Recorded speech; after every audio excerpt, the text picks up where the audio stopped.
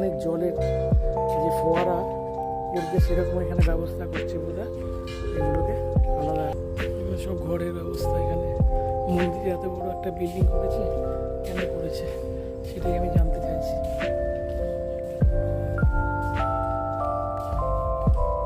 আচ্ছা দাদা, এই যে বিল্ডিংটা মন্দিরের সঙ্গে যোগ আছে নাকি? এটা কি হচ্ছে বিল্ডিংটা? হ্যাঁ, আচ্ছা আচ্ছা, দোকানপাটগুলো হবে যে, হ্যাঁ আচ্ছা, ওই ওই ওই ওই কোনাতে একটা রেস্টুরেন্ট থাকবে। আচ্ছা আচ্ছা, স্টাফদের জন্য থাকবে। হ্যাঁ, আচ্ছা আচ্ছা,